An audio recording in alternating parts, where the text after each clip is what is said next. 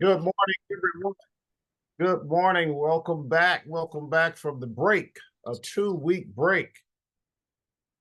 Had the holiday week of the 4th of July week, and we are back. A lot of things have happened, y'all. A lot of things have happened. All right. Y'all come on in, everybody. Good morning. Good morning. All right, a lot to talk about this morning. A lot to talk about. I'm going to pile it in on you this morning. Everything's centered around public policy, y'all. Y'all know. All right, this is one of the largest or the largest, I guess, vacation month. Everybody's either been on the road, going on the road, or want to go on the road. All right, y'all, it is 8:31. We may go over a few minutes depending on how this comes out of my a roll off of my tongue and how quick I can actually switch screens. I want to show a few videos today if technology will allow. All right, y'all, it is 8:31 and we are starting in 1 minute.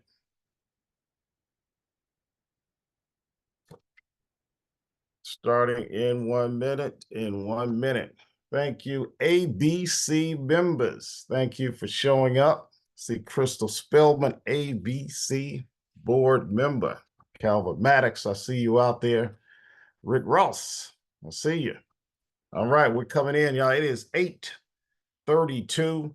We're underway. First of all, I'd like to start by saying my partner in this project.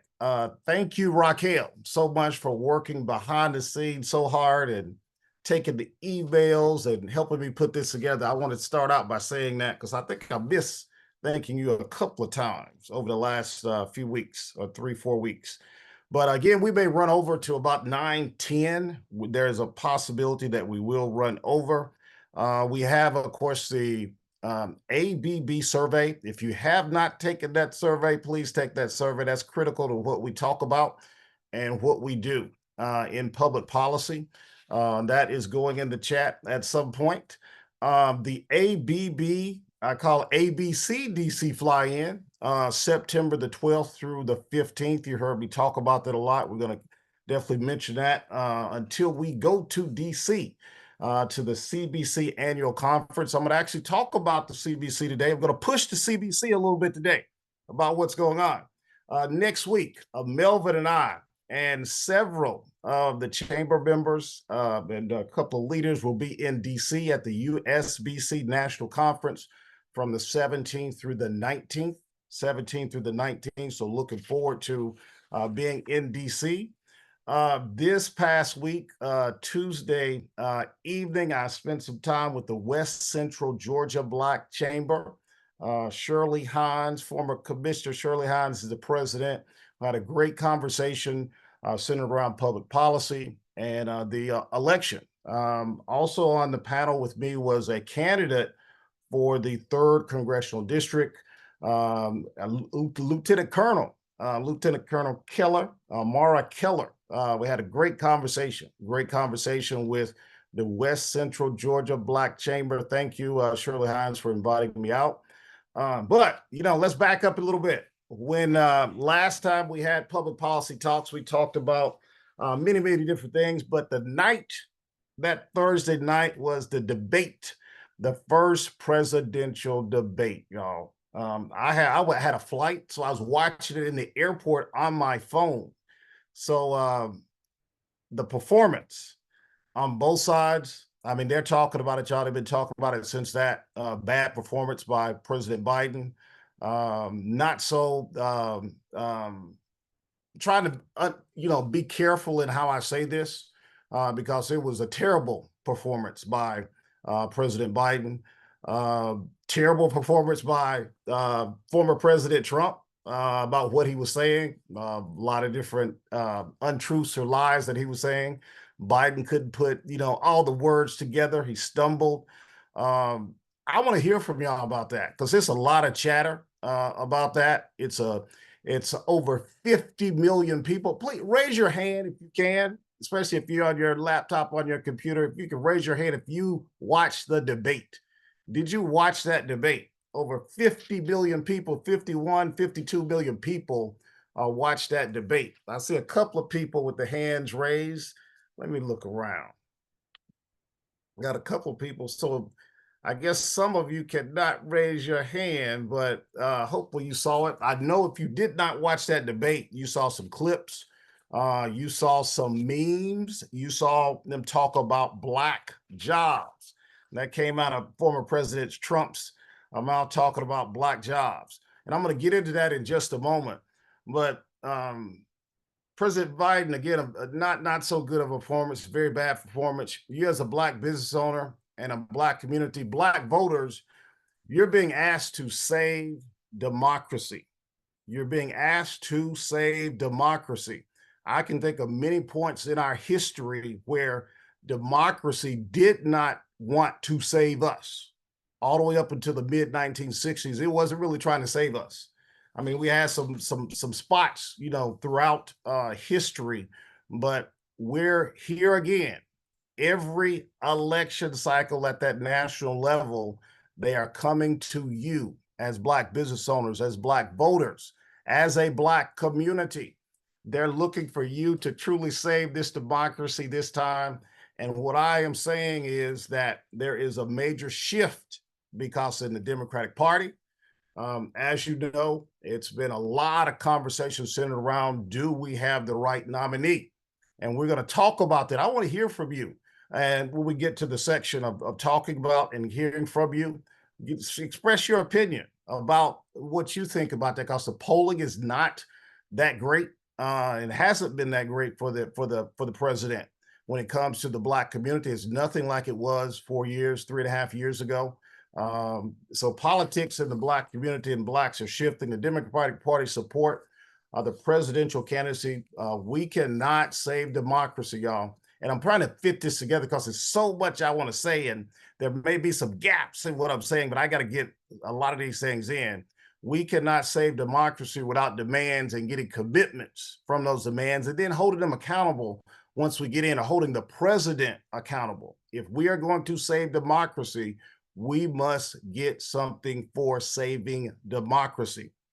Due to our low income levels, our lack of wealth, our low average business revenue, the health disparities, contracting levels, all of it.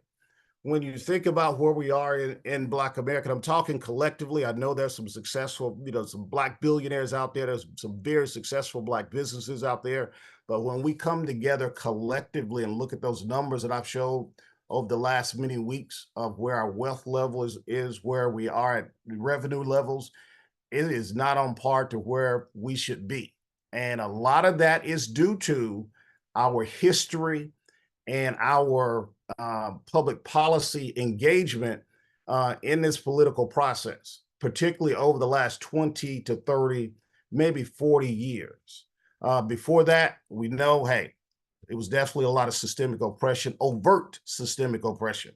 So as we move forward, think about that. Just like when you are on a plane, during that safety protocol video, they ask you to put your oxygen mask on first and then help even your children after you help yourself.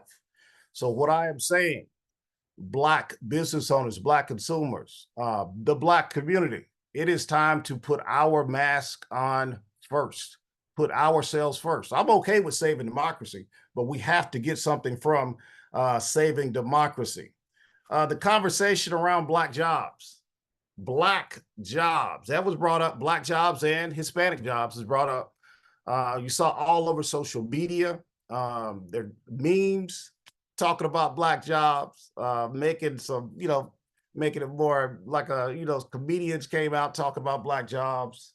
Average people posting about Black jobs, talking about what is a Black job. There is something called occupational segregation. And let's see what we got. See if I can bring this up.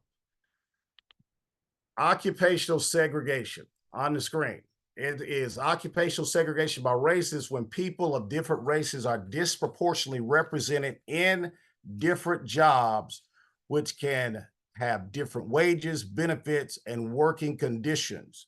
This can have a negative impact on workers and the economy, including wage gaps, limited opportunities, and other impacts. Occupational segregation can also harm job security, career advancement, and the ability to build wealth. The ability to build wealth. We talked about the racial wealth gap on here. We talked about a lot. There was a study. Hopefully I can pull this study up, and some of this is definitely going in the chat.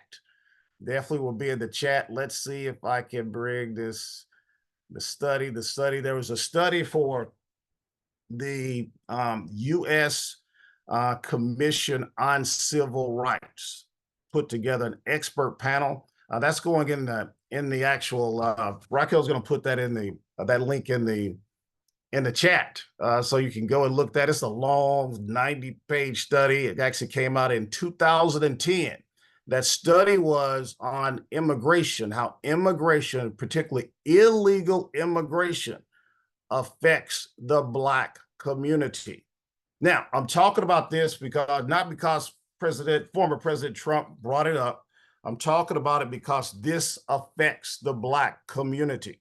And I want you to be the most educated Black business owners out there. Some of you I know have seen this report or have looked at information in and around this, but there is something called Black jobs. If we think about, back during the New Deal, that's in my original presentation on one of the first public policy talks, talked about the New Deal. 60% of Black people were either in agriculture or domestic work. The New Deal said, basically, that's a Black job, and we're not including those jobs in the New Deal, in Social Security. There is a such thing. What I'm getting to is Black jobs. If you look at the distribution of income in America, we are heavily, about 68% of Black people in America, Black households, make less than $60,000, about 60. And a lot of that is centered around that $30,000 to $15,000, $12,000. A lot of our households are within that particular area. So think about that as we move forward. I want to show you this video. In 1973, housing project Perry Homes here right in Atlanta. Please look at this video. Let's see if we can get this up. Let's see. All right, Raquel, I'm going to try to get this video. Let's see if it's going to come up right here. There it is. Listen up, y'all. Listen to what was going on in 1973. Let's see if we got the right point. 12 miles to wait for attention at Grady Memorial Hospital. And partly because of the general rule that welfare is cut off if there is a man in the house, fathers are often driven away so that mother and children can eat. 85% of the head of household is a woman, because most of the men who should be in the household, they cannot make a decent living. And of course, it is better to know that a child will be fed 12 months out of the year than 3 months, which during the summer when construction work, you can make a decent living. All right. You heard it right there. You heard it in 1973. That was a conversation around welfare and the welfare state and how it affected the Black household. That's another conversation. But you heard on the video, construction jobs. Those were Black jobs back in the 60s, and it's definitely in the 70s. You heard that person talk about Black men could only find work right here in Atlanta. Many Black men could only find work only in construction, and that was during the summer months. Outside of the summer months, they could not find jobs. A very high percentage of Black men could not find jobs, so they chose to leave the household because they couldn't find jobs. If you drive through Atlanta, drive around the nation in construction sites in the summertime, I rarely see Black men. I know yesterday I saw a Black man on a backhoe.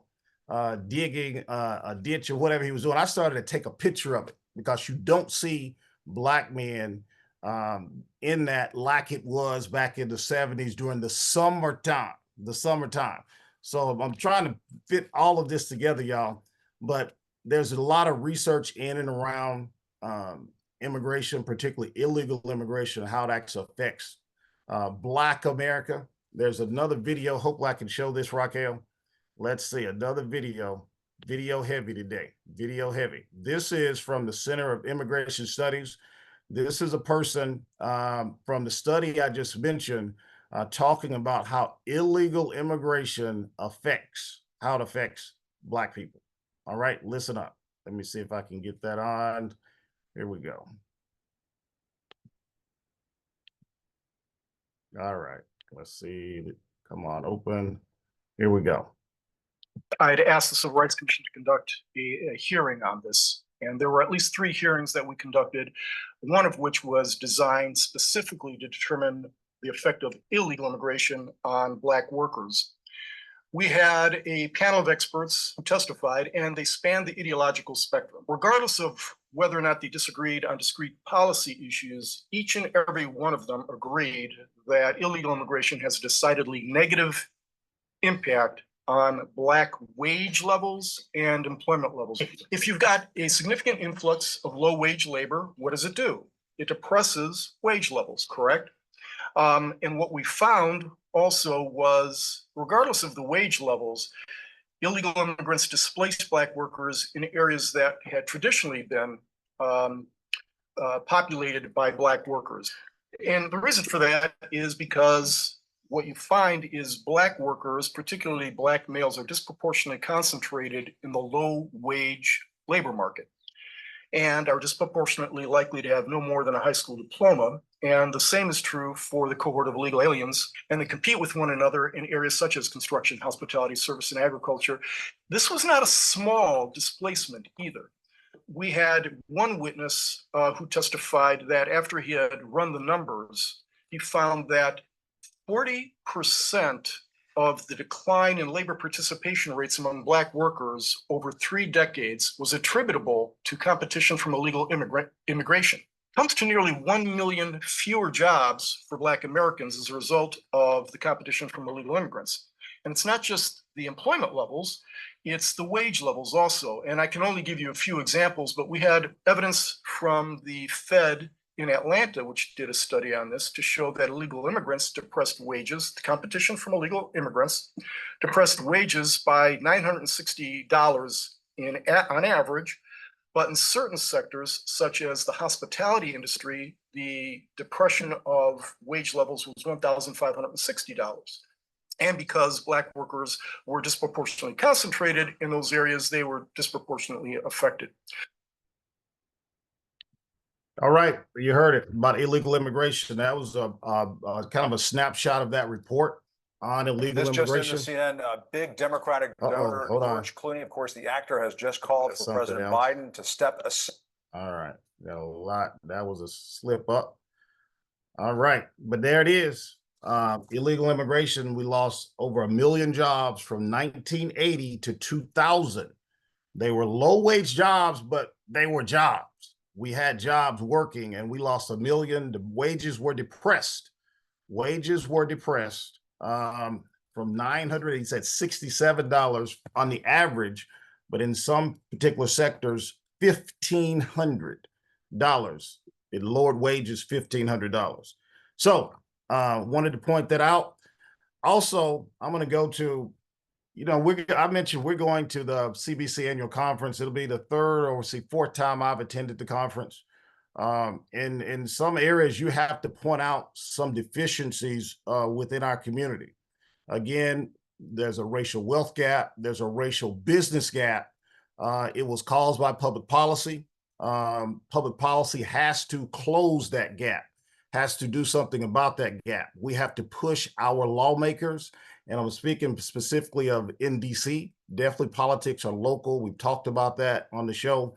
We've talked about how to get more involved locally, but just for right now, I'm talking about nationally, since this is a very important election, probably the most important election in our time. But we have to get something for saving democracy is what I'm getting to.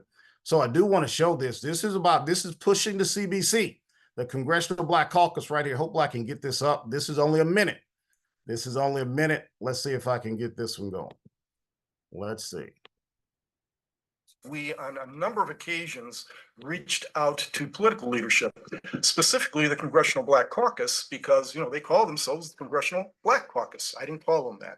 And I thought that they would be particularly concerned about this particular issue because the adverse impact is egregious. So I can tell you that we made a number of attempts to highlight this issue to the Congressional Black Caucus. We sent several letters to the then head of the Congressional Black Caucus. All we heard were crickets. In fact, on one occasion, the head of the Congressional Black Caucus falsely claimed that they had never heard from us until we produced the letters, the multiple letters and contacts that we had with them. And then they had, there was radio silence from them. So there is, my concern is that on a political level, there doesn't seem to be a whole lot of energy behind this particular issue and trying to address the impact of this particular issue. I think that's an abomination, and I'll leave it at that. We, on a number of occasions. All right, y'all, there you have it. I'm pushing the CBC. Hey, y'all, we get up there. I'm showing that video. They may push me out. I don't know, but I am here to point out the facts, point out the data, and push our lawmakers, the lawmakers that we represent, that represent us, that we put in office. They have to represent us. They have to represent us based on the data. We need some data-driven solutions, y'all. You heard it. You heard that was the 1980 study to 2000 on illegal immigration, and that information was turned over to the CBC. We'll see y'all in September, CBC. But I'm pushing y'all. Y'all have to do better. All right. Also, again, going back to there's a major shift in the Democratic Party right now. This is the time to renegotiate the terms of engagement in public policy for Black America. I'm looking at you, CBC. I'm following you. There's several articles that came out over the last couple of days. The CBC, or many members of the CBC, actually met with, and we got some background noise here. All right. Met with President Biden a couple of days ago. I got a couple of articles that Raquel put in about that. And there's actually one Black member, and I don't have his name on my list. Black member of the Congressional Black Caucus is not standing firm with the president on keeping the president continuing the process of him being the nomination and confirmed during the convention. So also on the news this morning, they were talking about, with the support of the Black congressional members, is kind of slowing, it's somewhat saving our president. It's actually holding off other Democrats from coming out. That's the power that our Congressional Black Caucus members have. They're a group of 60 lawmakers, and there's other caucuses, but that's one of the more powerful caucuses, or could be one of the most powerful caucuses out there. So all I'm saying is there's a major shift in politics.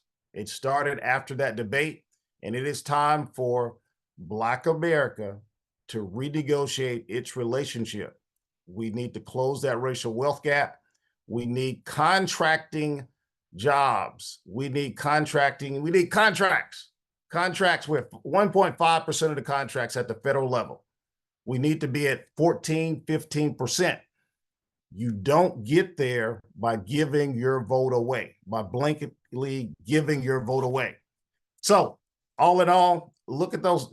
Please copy that chat. Look at those articles. Please monitor what's going on. Monitor what you hear on CNN, MSNBC, even Fox. I haven't heard any of those Black pundits come on and talk about how Black jobs, how illegal immigration is hurting Black jobs.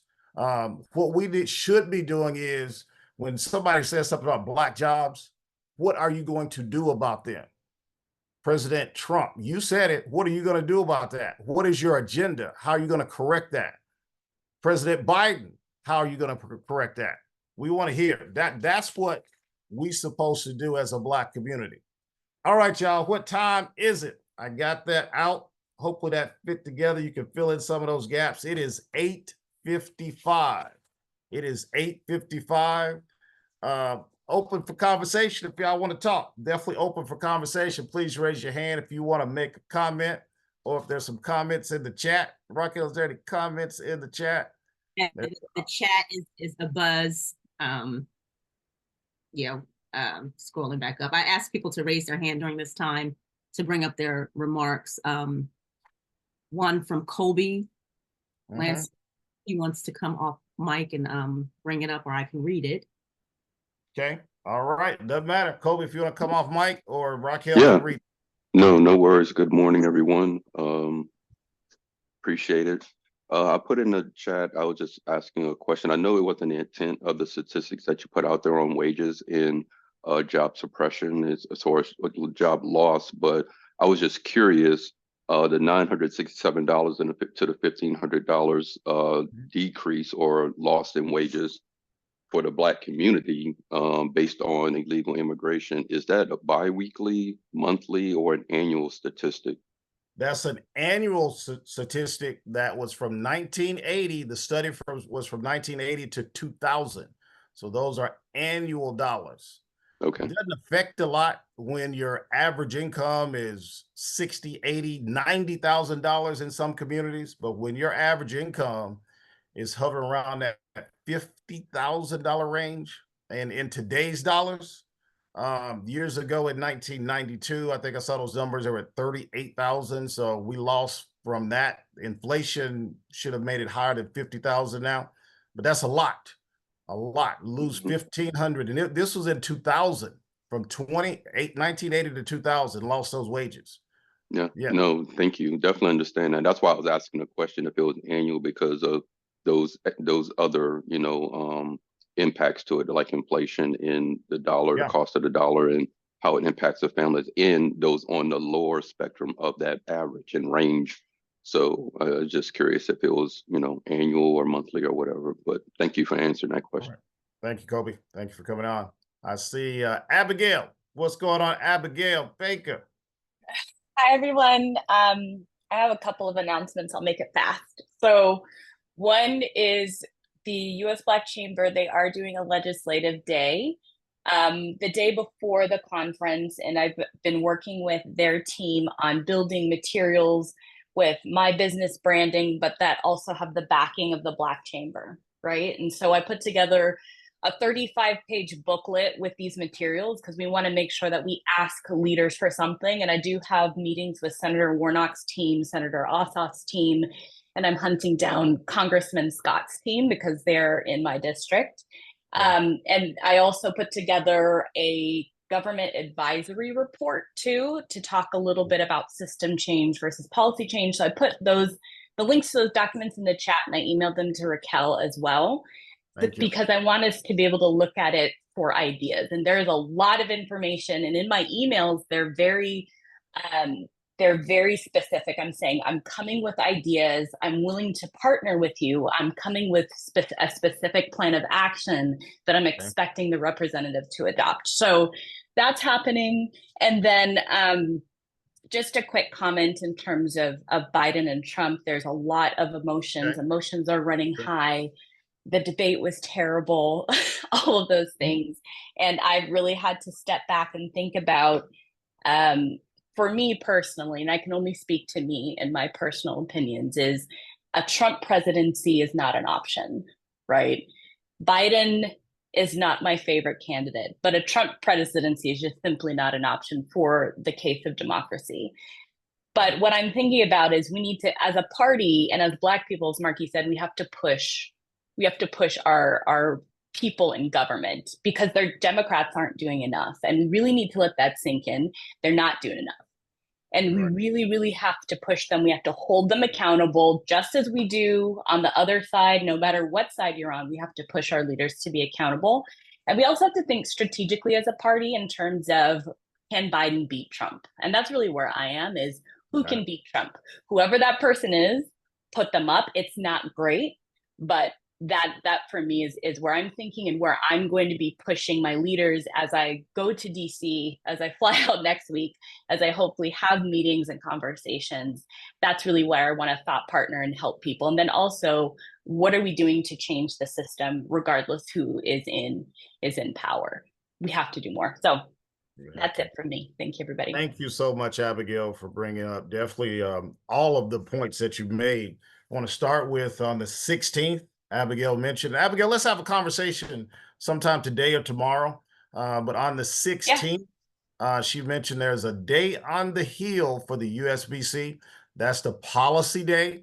Melvin and I won't be able to make it up for DC. I actually talked to Ron and the staff on yesterday in a meeting on Zoom and told them we wouldn't be able to make it up. But I'm glad we're going to have some representation. Thank you, Abigail, for putting that report together. I'm definitely going to look over that and let's have a conversation either later today or tomorrow. But it's sounds good. That 16th is a very important day. I told Ron and the staff that we're not able to make it, but I did talk about our DC fly-in. We're in close contact with our U.S. senators. We're looking to strengthen our relationship with Representative Takima Williams and all the congressional delegation. We met with many of them last year. And actually, when I was up there in March with the Georgia Coalition of Black Chambers and the Southern Regional Economic Alliance, we met with our senators and several of our congresspersons throughout the Southeast. So definitely, that's very important. Thank you for being a representative for the ABC. I'm going to say, Abigail, I really appreciate that. Made definitely some great points about, some tough decisions, y'all. We got to push our elected officials. That's why I showed that video on the CBC ignoring that report to a certain extent. And so those Black jobs, this relationship that we're talking about with public policy has to change for our Black community. Again, this is a major shift going on right now with the Democratic Party, So all I'm saying is, hey, I'm all in for saving democracy, but we have to get something for saving this democracy. I'm okay with how we vote, particularly in this election. Abigail, you said it right. A Trump presidency is a different presidency than a presidency of President Biden. We're going to see over the next course of the next several days and the next weeks, what's going to happen on the Democratic side. I think that's up in the air. I don't know. We heard from President Biden. He's doubled down on he is the nominee. He is going to be confirmed as a nominee. Let's see how that works out. The conversations out there, it's out in the open, and we should be having those conversations out in the open. It is okay. It is okay, CBC, to be in the middle right now. It is okay to negotiate with the Democratic Party, with the campaign. It is okay to stand back. It is okay to pull back. We need it. The numbers say you pull back. The numbers say you renegotiate. The racial wealth gap is live and well. The business wealth gap is live and well. That income level, those low-wage jobs that we are segregated in has been like that for too long. All right, y'all, it is. Anybody else? It is. We may get, okay, it's just 9:04. Just 9:04. Hopefully you're able. Yes. Yeah, can I get just 1 minute? Just, I guess you could say presidential executive, whatever. Can I get a minute, brother? I know it's your platform and you're taking it up, President. Take it away. There's no competition for my brother Markee Tate when it comes to this stuff, y'all. He's got the gift, and I'm glad he is really, really doing his thing now. This is something that sets us apart. I don't know who else is having these conversations like we are. So truly recognize, what's going on here by way of the ABC, which is the reason you have ABB.